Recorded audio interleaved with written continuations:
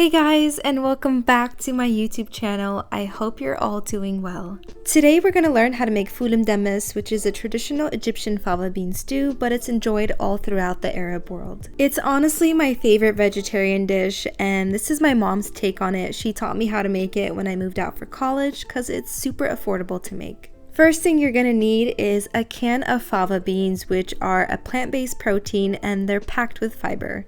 You're going to drain all the liquid out of the can and rinse it very well under some water. Now we're going to move on to prepping some ingredients before we start cooking. First, cut 1 lemon and save it for later. Then we're going to thinly slice 2 whole green onions just like this. If you don't have scallions, you can swap it out for a yellow or white onion. Then we'll take a large handful of some cilantro and chop it finely just like this. You'll also need some extra virgin olive oil, water, cumin, salt, paprika, and dried parsley. Start out by adding some olive oil to your pot or saucepan and toss in the green onions and minced garlic. Saute them for about a minute or 2, and then we're going to add in our fava beans. Then we're going to spice things up and keep it simple. Just add some cumin, paprika, dried parsley, and salt.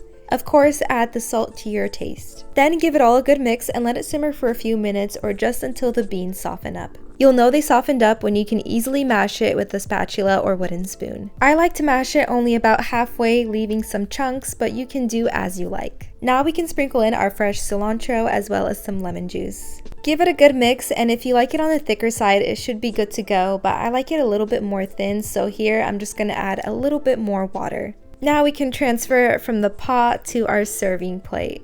Of course, you have to add a drizzle of some extra virgin olive oil on top, and then to make it look pretty, I like to garnish it with some more cilantro and a sprinkle of some paprika. Just make sure to serve it with some pita or any bread of your choice, and it's ready to eat. If you enjoyed this video, make sure to give it a thumbs up, and don't forget to subscribe so you never miss when I upload a new recipe. Let me know what kind of vegetarian or vegan dish you want to see next in the comments, and I'll catch you in the next video.